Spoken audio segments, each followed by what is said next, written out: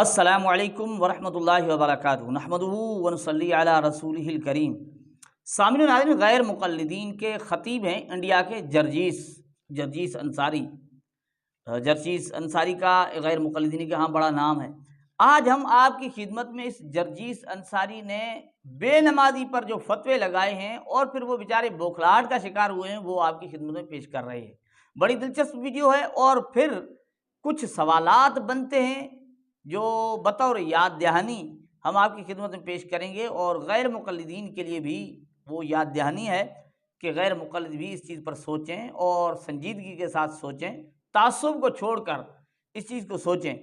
تو ناظرین، ہم جرجیس انصاری کے 7 فتوے، یوں سمجھو 7 فتوے جو انہوں نے بے نمازی کے اوپر لگائے ہیں، وہ ہم آپ کی خدمت میں پیش کرنے والے ہیں، اور پھر کچھ اور غیر مقلدین کی باتیں اس کے متعلق بھی آ جائیں گی جس سے بات کی وضاحت ہو جائے گی۔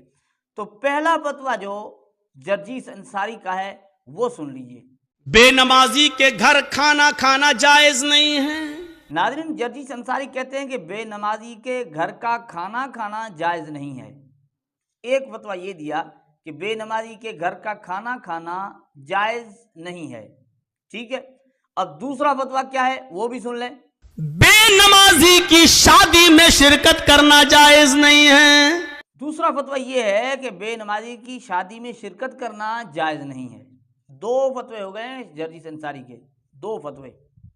اب تیسرا فتویٰ کیا ہے، تیسرا بھی سماعت فرمائیں۔ اگر کسی لڑکی کی شادی کسی بے نمازی سے ہو جائے تو اس لڑکی کا بے نمازی پتی کے ساتھ رہنا جائز نہیں ہے۔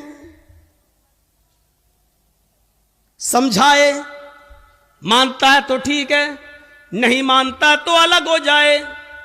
سوال یہ ہے کہ وہ طلاق نہ دے تو طلاق دینے کی ضرورت ہی نہیں ہے، کیونکہ بے نمازی مسلمان ہی نہیں ہے، اور جب مسلمان نہیں ہے تو کسی کافر کے نکاح میں رہنے کی ضرورت بھی نہیں ہے۔ یہ نکاح آٹومیٹکلی فسق، اپنے آپ ختم۔ اب تیسرا فتویٰ یہ دیا کہ اگر کسی لڑکی سے شادی کوئی لڑکی بے نمازی سے شادی اس کی ہو جائے تو وہ بے نمازی شوہر کے ساتھ رہنا جائز نہیں ہے۔ اسے سمجھائے، کہتا ہے ٹھیک ہے، مان جائے تو ٹھیک ہے، نہیں مانتا تو اسے الگ ہو جائے۔ پھر کہتا ہے کہ سوال یہ بنتا ہے پھر طلاق وہ نہ دے تو کہتا ہے طلاق کی ضرورت نہیں، کیونکہ بے نمازی مسلمان ہے ہی نہیں، جب کافر سے نکاح میں رہنے کی، پھر کافر سے نکاح میں رہنے کی ضرورت ہی نہیں ہے۔ اب سوال آپ بتائیں، 3 اس نے فتوے لگائے، 4 آپ کو بعد میں سناتے ہیں، 3 پر آپ یہ دیکھ لیں کہ بے نمازی کے گھر کا کھانا کھانا جائز نہیں ہے۔ حدیث سنائی نہیں سنائی، ٹھیک ہے نا، اور بے نمازی کی شادی میں شرکت کرنا جائز نہیں ہے، حدیث سنائی نہیں سنائی، قرآن پاک نہیں، دلیل کوئی ہے ہی نہیں، ٹھیک ہے۔ یاد دہانی کے طور پر غیر مقلدین کی خدمت میں گزارش ہے، آپ کو سمجھایا یہ گیا ہے، آپ کا بھی ذہن یہی بنا ہوا ہوگا کہ بھئی ہم بغیر دلیل کسی کی بات نہیں مانتے۔ وہ یاد کر لیں شامل ظہیر والی بات کہ ہم ابو بکر صدیق کی بھی بات نہیں مانتے۔ دلیل کہاں ہے؟ جو یہ آپ کا خطیب اتنے فتوے لگا رہا ہے بے نمازی پر، دلیل کوئی ہے؟ آگے کہتے ہیں لڑکی سے شادی ہو جائے تو بے نمازی کے ساتھ رہنا جائز نہیں ہے، بے نمازی شوہر کے ساتھ رہنا جائز نہیں ہے۔ کہتا ہے کہ بھائی کیونکہ وہ مسلمان ہے نہیں نا، کافر ہے، تو کافر کے طلاق کی کیا ضرورت ہے، ویسے بھی نکاح نہیں ہے۔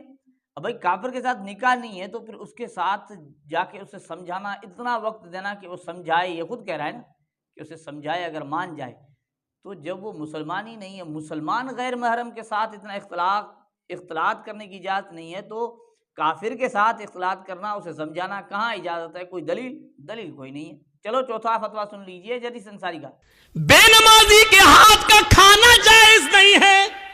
چوتھا فتویٰ یہ ہے کہ وہ کہتے ہیں کہ بے نمازی کے ہاتھ کا کھانا کھانا جائز نہیں ہے، ہاتھ کا پکایا ہوا کھانا، اس نے پکایا ہے جو، وہ کھانا جائز نہیں ہے۔ لیکن آپ کو یاد ہوگا کہ دلیل یہاں بھی جرجیس انصاری نے کوئی نہیں دی ہے، کوئی دلیل نہیں، نہ حدیث سے نہ قرآن پاک سے۔ اچھا، 5واں فتویٰ سن لیجئے۔ بے نمازی کے ہاتھ کا پانی جائز نہیں ہے۔ 5واں فتویٰ یہ ہے کہ بے نمازی کے ہاتھ کا پانی جائز نہیں ہے۔ لے بھی پانی بھی جائز نہیں ہے، بے نمازی کے گھر کا بھی کھانا کھانا جائز نہیں، بے نمازی کے ہاتھ کا کھانا کھانا جائز نہیں، بے نمازی کا پانی بھی پینا جائز نہیں۔ یہ 5واں فتویٰ۔ 6واں فتویٰ سن لیجئے۔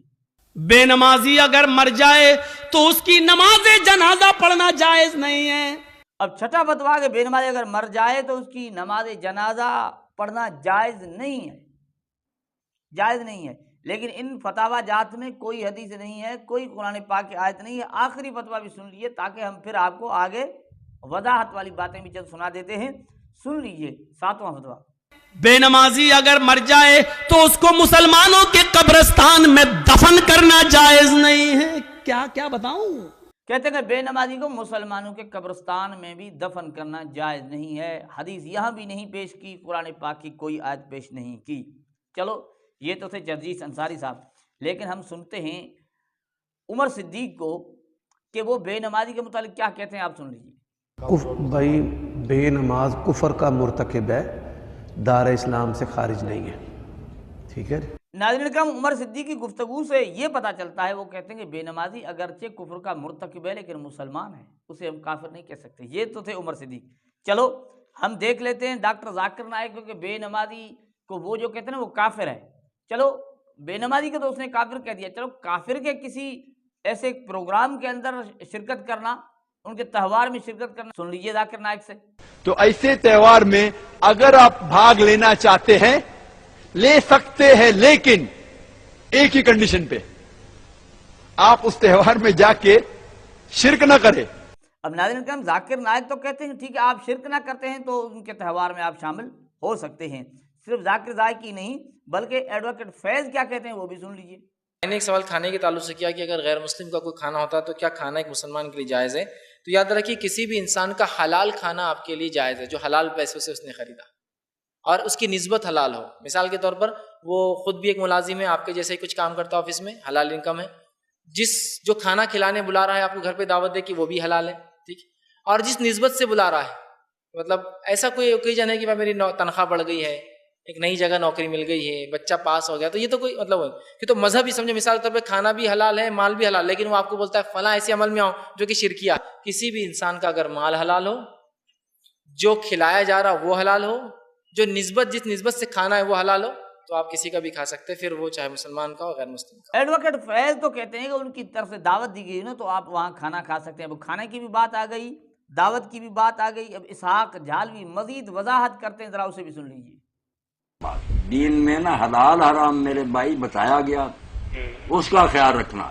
باقی مسلمان پکائے، ہندو پکائے، عیسائی پکائے، اگر برتن پاک ہے، کوئی پلیت چیز اس میں شامل نہیں کی، وہ کھانا ہر ایک کے ہاتھ کا پاک ہے، کھانا چاہیے، انسانوں سے محبت کرنی چاہیے۔ اللہ کے رسول علیہ السلام نے یہودیوں کے کھانے کھائے، حضرت عمر رضی اللہ عنہ نے ایک عیسائی عورت کے برتن سے پانی لے کر وضو کیا۔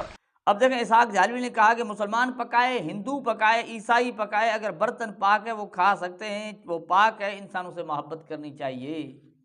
اب مجھے بتائیں یہ جو ہے نا اس نے ان میں سے کسی نے تو نا وہ ان کے ساتھ کافر کے ساتھ کھانا کھانے کے لیے تو دلائل دیے ہیں، لیکن جرجیس انصاری نے کوئی دلیل نہیں دی، کوئی دلیل نہیں، نہ قرآن سے نہ حدیث سے۔ 7 فتوے لگائے، کس پر؟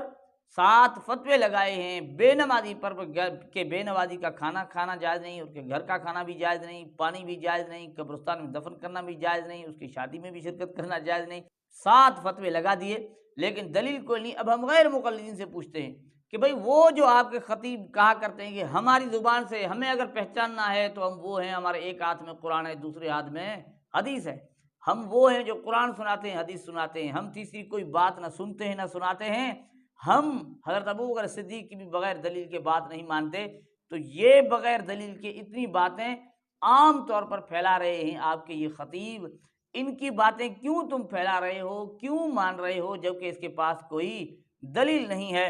تو ناظرین کا ہم سمجھانے کا مقصد یہ ہے کہ غیر مقلد ہم پہلے بھی کہہ چکے ہیں، ان کو دلیل کی کوئی ضرورت نہیں ہوتی، ان کا ایک اپنا ذہن ہے، ان کا مولوی کہہ دے تو وہ بالکل اس کو مان لیں گے، کہیں گے یہ بالکل درست ہے۔